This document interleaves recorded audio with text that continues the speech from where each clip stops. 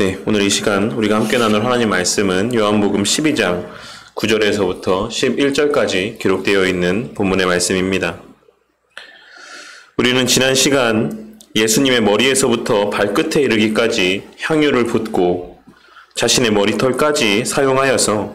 예수님의 그 발끝까지 향유를 발랐던 마리아의 모습을 통해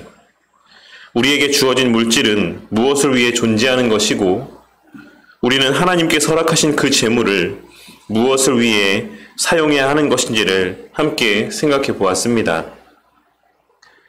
예수님께서는 마리아가 예수님께 향유를 부은 사건을 가리켜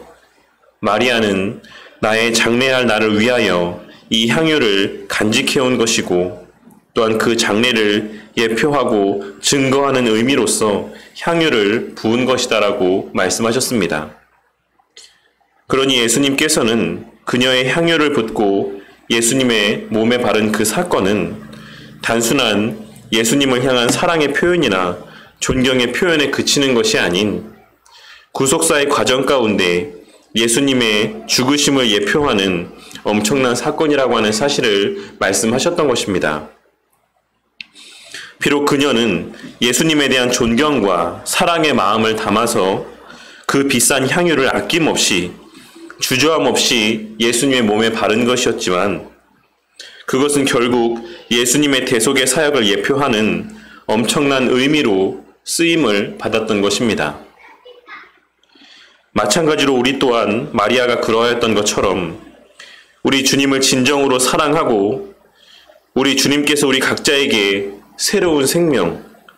참된 생명을 주심으로 말미암아 다시 살아나게 하신 것을 알고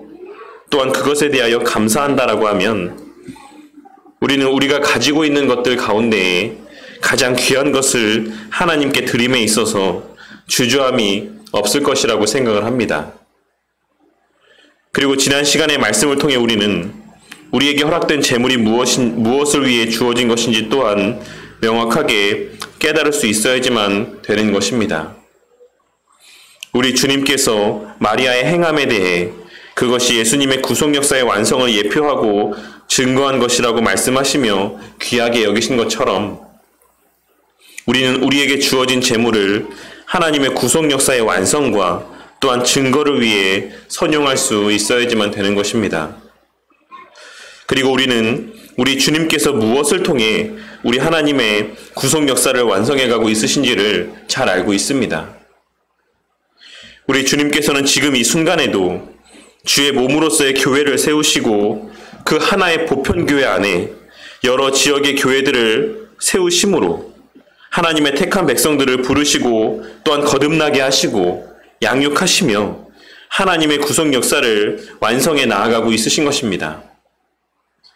그러니 우리는 늘 주의 몸된 교회를 사랑하기를 우리 주님을 사랑하듯 사랑해야지만 되는 것이며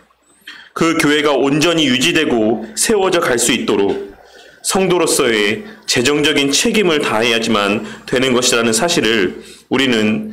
기록된 말씀의 내용들을 통해 또한 깨달아야지만 되는 것이고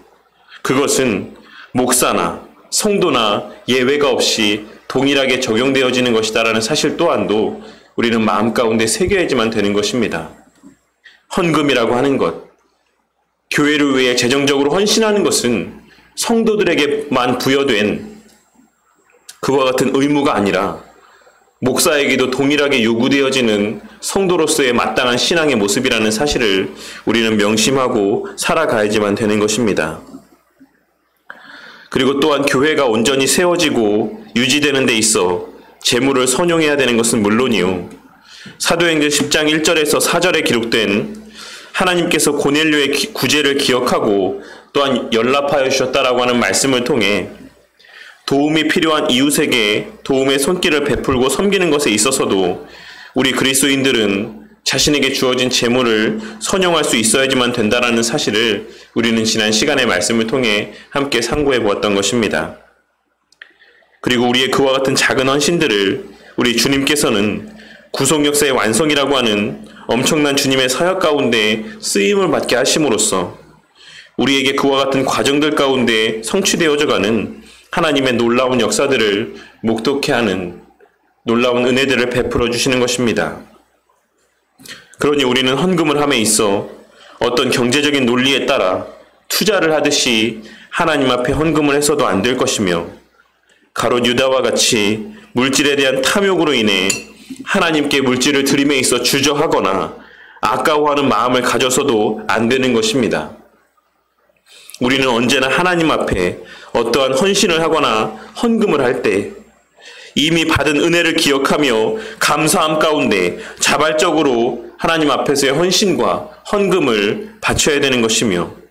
그 받은 은혜의 가치를 기억하고 주저함이 없이 인색함이 없이 하나님 앞에 드려야지만 된다라는 사실을,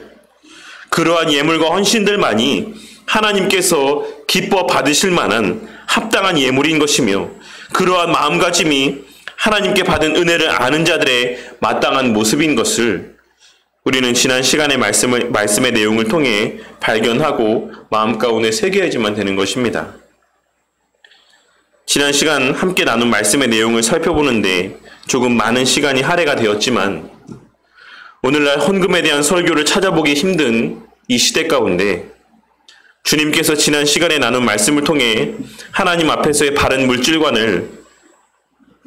마음 가운데 새기게 되는 귀한 은혜가 있기를 바라는 마음에서 조금 상세하게 지난 시간에 함께 나눈 말씀의 의미들을 다시 언급하는 시간을 가졌습니다.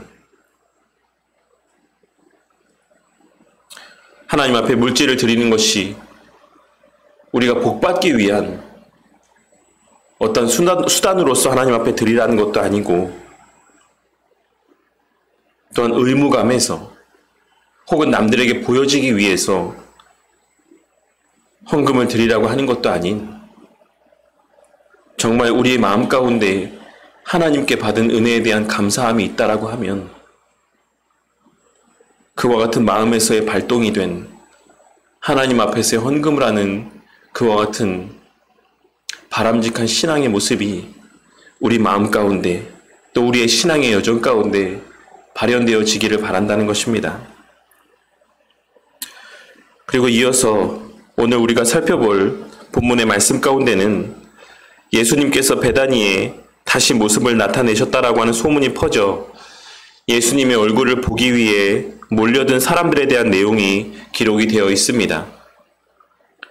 오늘 말씀의 배경이 되는 시기는 지난번에도 말씀을 드렸던 것처럼 유월절을 준비하기 위해, 즉 스스로 정결케 하는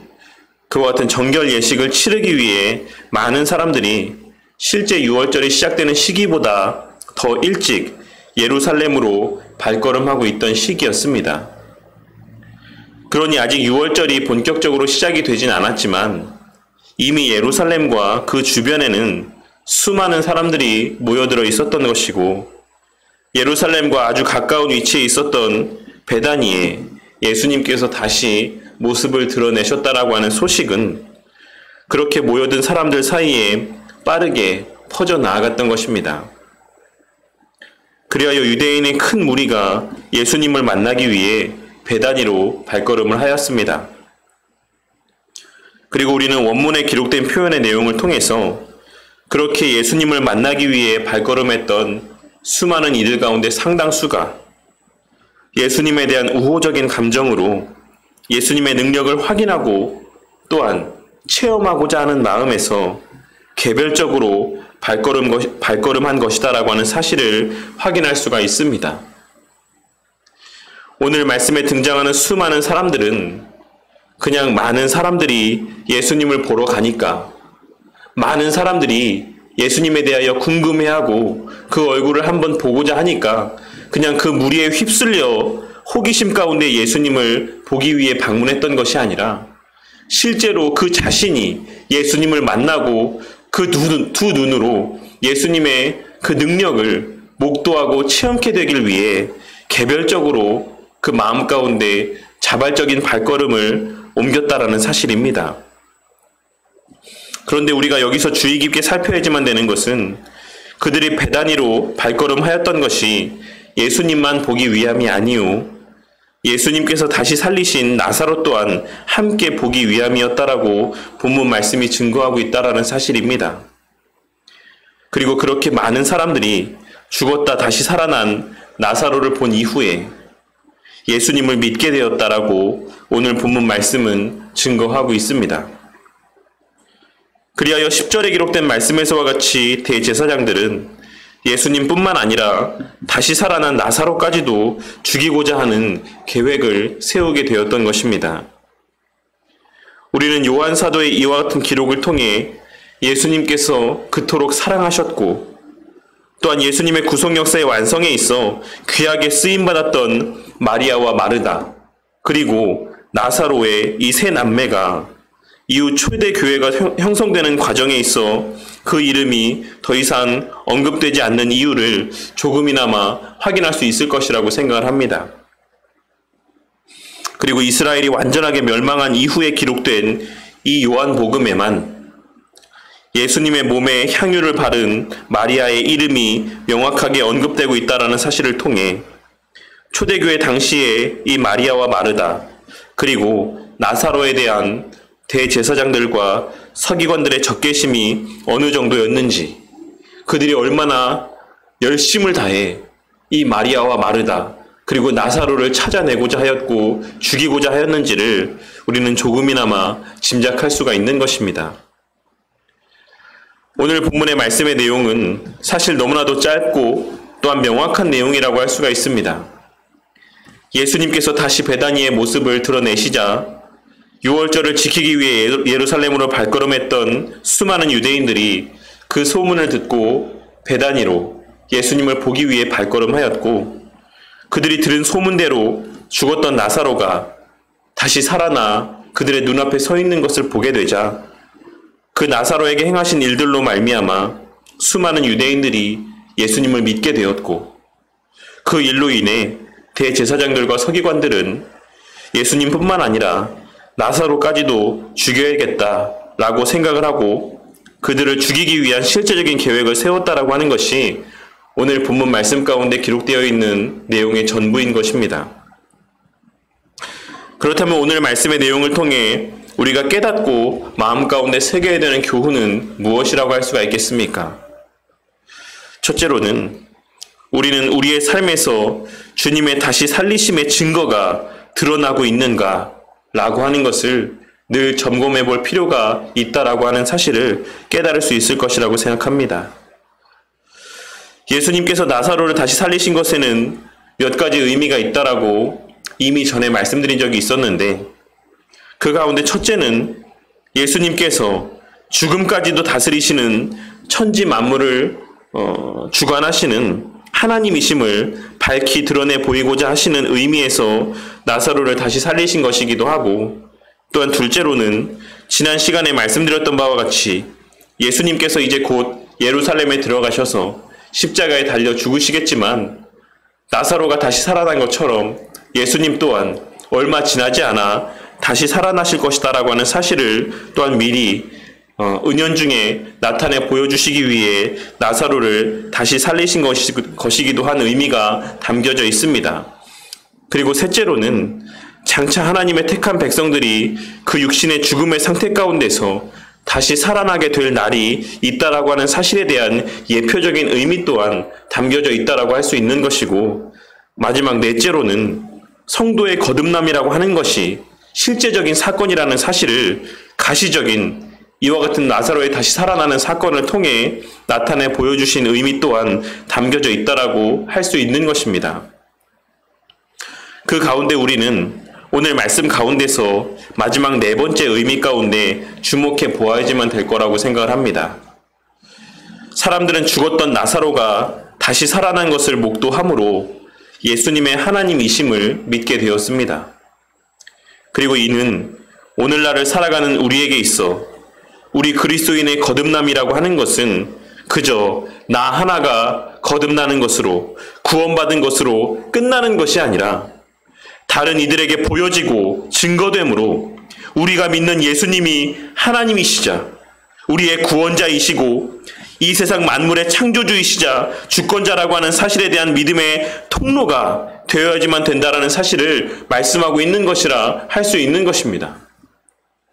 우리는 그저 나 혼자 그 믿음을 간직한 채 나 혼자 골방에서 예수님께 기도하며 우리끼리만 모여서 예배드리고 끝나는 것이 아니라 그와 같은 거듭남의 표징들이,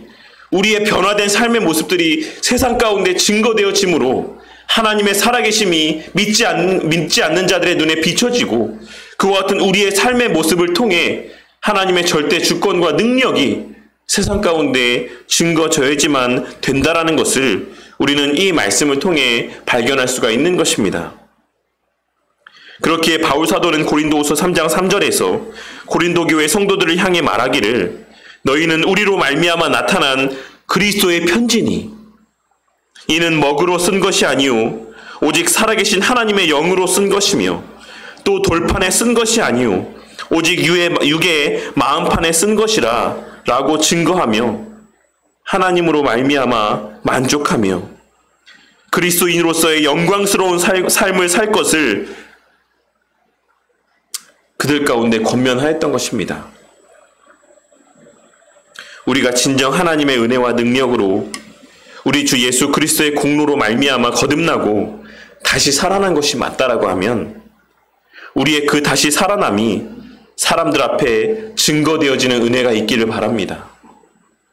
물론 우리가 거듭나는 그 순간 우리의 삶 가운데 드라마틱한 삶의 변화들이 나타나지 않을 수 있지만, 우리의 삶이 이전에 살았던 삶과 어제 살았던 나의 삶의 모습과 180도 변화된 그와 같은 삶의 모습들로 사람들 앞에 표출되지 않을 수는 있지만, 우리의 살아가는 삶의 여정들 속에서, 우리의 매일매일에 살아가는 성화의 시간들 속에서 우리의 삶의 본질이 변화되었다라고 하는 사실이, 우리의 추구하는 삶의 가치와 목적이 변화되었다라고 하는 사실이 우리의 가까운 지인들에게부터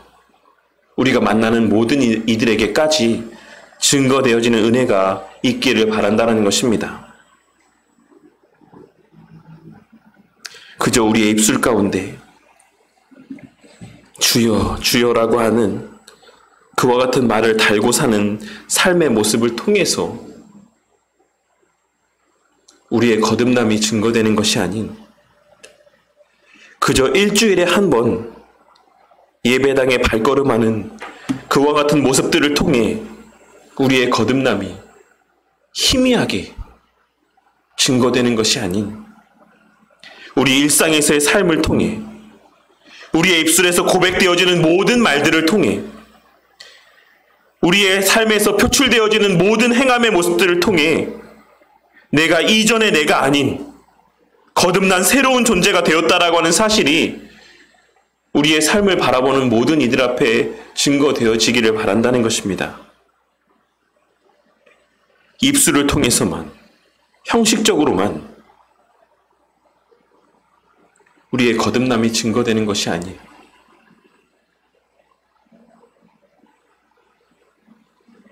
우리를 통한 그 복음이 그저 우리의 입술에 담겨지는 말로만 증거되어지는 것이 아닌, 우리 자신의 그 삶 자체가 그리스도의 편지가 되어 하나님의 말씀이 우리의 삶으로, 우리의 신앙의 여정으로 이 세상 가운데 증거되어지기를 바란다는 것입니다. 또한 둘째로, 우리는 우리 삶에서 그리스도인이 됨으로 인한 핍박과 생명의 위협이 있는가, 우리는 그와 같은 성도로서의 고난 가운데 삶을 살아가고 있는가 라고 하는 사실을 오늘 말씀을 통해 한번 생각해 볼 필요가 있다는 것입니다.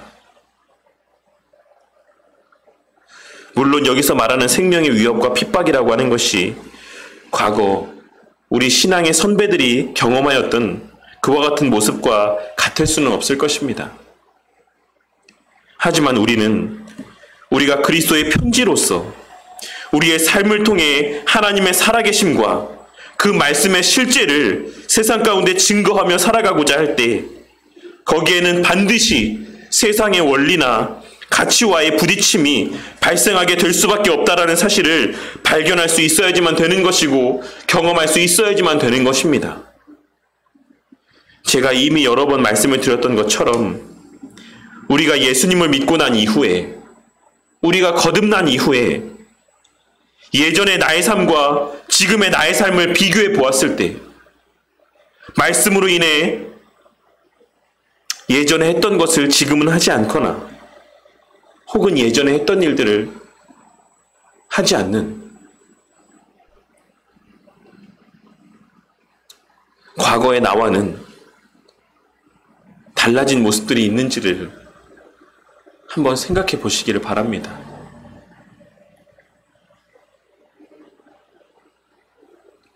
지금 이 순간에도 너무나도 하고 싶은 과거의 나의 모습에 익숙한 그와 같은 행위들이 있지만 그것이 하나님께서 기뻐하시지 않는다라는 이유로 인해 그것이 말씀을 통해 하나님께서 금하고 있으신 성도에게 바람직하지 못한 삶의 모습이라고 하는 그 이유 때문에 자신을 절제하고 날마다의 내 자신의 육신의 정욕이나 생각들과 싸워가며 하나님의 말씀과 뜻에 순종하는 삶의 모습들이 우리의 삶 가운데 있는지를 한번 돌아보시라는 말씀입니다. 성도님들은 거듭난 이후에 무엇을 포기하고 무엇을 희생하며 살아가고 있습니까? 성도님들의 삶에 있어 하나님의 말씀이 우리 성도님들의 마음 가운데 어떠한 불편함과 불이익들을 경험하게 만들고 있습니까? 우리는 무슬림들이 계명을 따라 산다라고 이야기하며 돼지고기를 먹지 아니하고 엄격한 사람들은 오직 할랄 인증을 받은 음식들만을 섭취하며 사는 것을 잘 알고 있습니다. 그리고 매일의 정해진 시간 가운데 무슨 일이 있어도 기도를 하고 조금이라도 율법을 어기지 않기 위해 매일같이 매 순간마다 스스로의 삶을 돌아보며 점검하는 삶을 살고 있다는 사실을 우리는 너무나도 잘 알고 있는 것입니다. 우리가 그렇게 손가락질하고 욕하는 탈레반이라고 하는 단체들도 실상은 그들이 믿는 바에 따라 그들의 신앙을 고수하기 위해 그와 같은 삶의 모습들을 나타내고 있다는 사실을 우리는 잘 알고 있는 것입니다. 그렇다면 우리는 어떠합니까? 그러한 거짓된 가르침에 속아 잘못된 신앙 가운데 살아가는 이들도 그들의 삶 가운데 그와 같은 신앙의 열심들이 있는데 참된 진리를 안다라고 하는 그 참된 진리 가운데 거하고 있다라고 하는 그 진리의 말씀으로 인해 거듭났다라고 하는 우리의 삶에 있어서의 우리의 모습은 어떠하냐는 것입니다. 혹여라도 계명의 말씀에 기록된 하나님께서 우리에게 요구하시는 삶 가운데 합당치 못한 삶을 살진 않을까? 혹시 그 계명의 말씀을 부지불식간에 범하지는 않을까? 그와 같은 마음으로 말 한마디를 함에 있어서도 조심하고 행동 하나를 함에 있어서도 주의를 기울여 본 일이 있으십니까? 매일의 하루의 삶을 마무리하며 내가 오늘 하루 나도 모르는 가운데 하나님의 말씀을 어기고 산 적은 없었는지 악한 마음들을 품고 이기적인 마음으로 다른 이들에게 유익이 되는 그와 같은 삶이 아닌 혹여라도 해가 되는 행동들을 하진 않았는가 라고 하는 것들을 돌아보며 매일같이 회개하는 삶을 살고 있으십니까? 혹은 누가 보아도 이건 말이 안 되는 일인데 누가 봐도 이거는 합당치 아니한 일인데 불합리한 일인데 비이성적인 일인데 하나님이 주시는 마음 때문에 하나님께서 내 마음 가운데 울리시는 그 하나님의 음성 때문에 모든 사람들이 이해할 수 없는 그러한 결단과 헌신들을 나타내 보이신 일이 있으십니까? 우리 신앙의 선배들이 그 육신의 생명을 버려가며 그 신앙을 지키고 증거하였다라면 오늘날을 살아가는 우리들은 그 육신의 생명을 유지함 가운데 우리의 신앙을 지키고 증거하는 살아있는 순교자의 삶을 살아야지만 되는 것이라고 생각을 합니다. 우리의 신앙의 삶이라고 하는 것이 결코 편하기만 한 것이라고 착각하지 마시길 바라겠습니다. 모든 것이 잘 될 것이다. 모든 것이 다 형통할 것이다. 라고 가르치고 외치는 거짓 교사들의 말에 미혹되어서 우리의 신앙의 삶이라고 하는 것이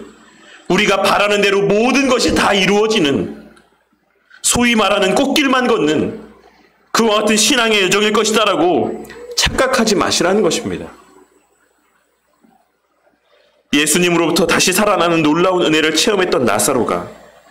그 남은 평생의 삶을 그 주님께서 다시 살리셨다라고 하는 그 이유 때문에 그 삶이 예수 그리스도를 증거하는 그로 말미암아 예수님을 믿게 되는 자들이 많아진다라고 하는 그 이유 때문에 그 남은 평생을 늘 대제사장들과 서기관들의 죽음의 위협 앞에 살아가야지만 됐던 것처럼 우리의 삶 또한 우리가 거듭났다라고 하는 이유 때문에 우리가 이제는 하나님의 백성이 되었다라고 하는 이유 때문에 날마다 자신의 육신의 정욕과 싸우고 세상의 가치관들과 싸우고 세상 사람들과의 시선과 싸우는 날마다의 삶 속에서 하나님의 말씀 앞에 자신의 육신의 적용을 죽이고 십자가에 못 박는 삶을 살아야지만 되는 것이라는 사실을 우리는 깨달아야지만 되는 것입니다. 그리고 우리의 거듭남과 하나님 앞에서 살아있다라고 하는 그 사실은 그냥 저절로 증거되어지는 것이 아니라 그와 같은 매일의 죽음의 고통과도 같은 치열한 영적인 전투를 통해 싸움을 통해 증거되는 것이다라는 사실을 깨닫게 되는 은혜가 있기를 바라겠습니다.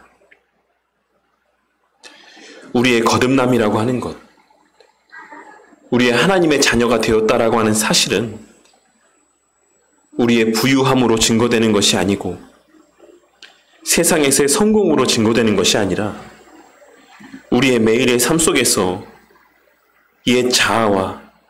하나님의 말씀의 법 사이에서의 끊임없는 싸움과 그로 말미암는 말로 표현할 수 없는 고통 가운데 증거되는 것이라는 사실을 깨닫게 되는 은혜가 있기를 바랍니다. 과거 우리나라의 복음이 증거될 때 엄청난 박해와 유교 문화라고 하는 그 전통과의 극심한 부딪힘 속에서도 어떻게 수많은 사람들이 예수님을 믿고 거듭나는 역사가 일어난 것이겠습니까? 그리고 또한 그에 비하여 오늘날에는 이렇게 교회가 많고 예수 믿는다라고 고백하는 사람들이 이렇게 많음에도 불구하고 예전에 그 믿음의 선배들이 살았던 그 시대에 비해서 왜 이렇게 예수님을 믿고 거듭나는 역사가 희귀해져만 가는 시대가 되고 만 것이겠습니까? 오늘날 교회를 방문하는 사람들의 발걸음 가운데 정말 처음 교회를 방문하는, 태어나서 처음 예배를 드리기 위해 방문하는 사람들의 수가 얼마나 될 것이라고 생각하십니까? 오늘날 교회에 등록하는 절대 다수의 성도들은 이미 다른 곳에서 신앙생활을 하던 사람이라는 사실을 우리는 무겁게 받아들여야지만 될 것이라고 생각을 합니다. 그렇다면 그와 같이 오늘날 거듭남의 역사가,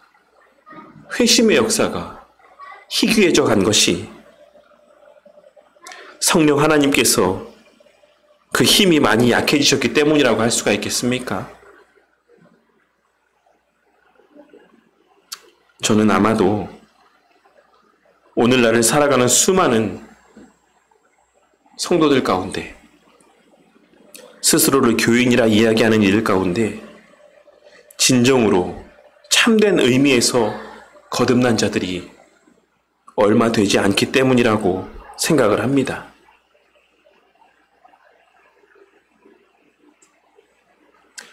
우리의 삶이라고 하는 것이 그저 나 하나 구원받고 천국 가는 것, 그저 우리 가족이나 구원받고 천국에 가는 것이 다가 아닌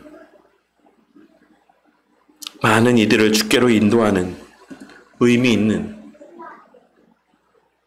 성도로서의 본연의 그 가치와 능력이 증거되는 그와 같은 삶이 되기를 바랍니다. 나사로로 말미암아 수많은 유대인들이 예수님을 믿게 되었던 것처럼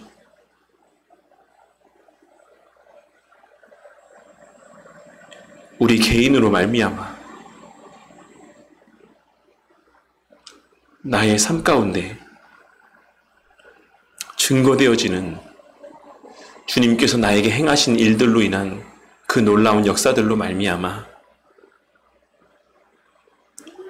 많은 이들이 예수님을 믿게 되는 선한 역사가 일어나게 되기를 바란다는 것입니다.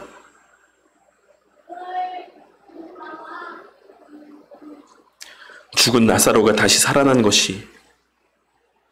당시 베다니에 모인 수많은 유대인들의 눈에 명백하고도 분명하게 보여졌던 것처럼 우리의 거듭남이라고 하는 것도 물리적인 현상이 아닌 영적인 현상이지만 그것이 증거됨에 있어서는 오히려 물리적인 다시 살아남보다 더 영향력 있고 분명하게 우리의 그 회심의 역사가 사람들과 세상 앞에 증거되어지는 놀라운 은혜가 있기를 바랍니다. 제가 예전에 말씀을 드렸던 것처럼 로마의 초기에 온 국가의 전염병이 창궐하였을 때 아무도 가까이 하지 않았던 그 병에 걸린 환자들을 돌보았던 것은 그들과 함께 병에 걸려 죽어가며 하나님을 증거하였던 그리스도인들이었습니다. 그들은 그들이 믿는 하나님의 실제를 죽음을 두려워하지 않는 천국 소망의 모습을 통해 증거하였던 것이고 그들의 그와 같은 죽음의 위협을 뛰어넘는 신앙의 모습은 하늘에 썩어 없어지는 미랄이 되어서 당시 로마 사회에 심겨 수많은 이들을 하나님 앞으로 인도하는 복음의 결실로 이어졌던 것입니다. 예수님 당시 나사로를 통해 많은 유대인들이 예수님을 믿게 된 것처럼 참으로 거듭난 초대교회 성도들의 그와 같은 참된 신앙의 모습들로 말미암아 수많은 로마인들이 예수님을 믿게 되었던 것입니다. 다른 생명을 살리는 참된 신앙의 모습, 능력 있는 신앙의 모습이라는 것은 결코 모든 이들이 바라고 부러워할 만한 그와 같은 그럴듯한 신앙의 모습이 아니라는 사실을 우리는 명심하고 살아가야지만 될 것입니다. 한동안 한국교회 안에서 수많은 목사들이 성도들의 선한 영향력,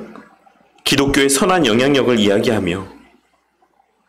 그와 같은 선한 영향력이 물질을 통해 발휘되고 세상에서의 성공을 통해 증거되는 것처럼 성도들을 가르치고 인도하였지만 그와 같은 결과로 이 대한민국 가운데 장로 중에 대통령이 나오기까지 하고 장로 중에 재벌 회장이 나오기까지 하는 시대가 되었음에도 불구하고 오늘날 교회의 선한 영향력이라고 하는 것이 어디에 있는지 한번 돌아보게 되는 은혜가 있기를 바랍니다. 그렇게 교회의 성도 가운데 한 나라의 대통령이 나오고, 그것도 한 명이 아닌 2명씩이나 대통령이 되고, 이름만 대면 다 아는 그런 대기업의 회장들 가운데 장로가 있음에도 불구하고 오늘날 교회의 모습이라고 하는 것은 이 사회 가운데 선한 영향력을 끼치기는커녕 온갖 악한 영향력들만을 끼치고 있는 시대를 맞이하고 있다는 사실을 우리는 깨달아야지만 되는 것입니다. 그리스도인으로 살아간다라고 하는 것은 물론 심적으로 또한 영적으로는 감사하고 기쁘고 즐거운 일일 수 있지만 육적으로는 결코 쉬운 일이 아닙니다. 왜냐하면 우리가 아직 죄인이고 여전히 연약한 존재들이며 우리 가운데는 여전히 옛 자아의 악한 본성들이 남아있기 때문입니다. 그렇기에 우리를 통해 하나님의 능력이 온전히 증거되기 위해서는, 우리를 통해 하나님의 말씀과 그 하나님의 살아계심이 온전히 증거되기 위해서는 우리 각자의 그 자신의 옛 자아를 죽이고 하나님의 말씀의 법의 권위 가운데 자신을 복종시키려는 부단한 노력과 그로 말미암는 고통이 뒤따르게 될 수밖에 없는 것입니다. 그저 예수님 믿으세요라고 하는 말 한마디로 한 영혼의 거듭남을 기대하고 경험하고자 하는 헛된 망상에 사로잡혀 살아가는 우리 모두가 되지 않기를 바랍니다. 믿지 않는 한 영혼이 거듭나고 예수님을 믿게 되기 위해서는 물론 성령 하나님의 역사가 전제되어야지만 되는 것은 맞지만 그 하나님의 역사에 쓰임받는 우리의 모습 가운데는 우리의 옛 자아가 완전하게 죽는 과정들이 있어야지만 되는 것이고, 그렇게 우리의 자아가 말씀의 법에 굴복하여 그 말씀의 능력이 우리의 삶을 통해 표출되어지는 실제적인 열매들이 있어야지만 된다라는 사실을 우리는 오늘 말씀을 통해 발견하고 마음 가운데 새겨야지만 되는 것입니다. 오늘 말씀을 통해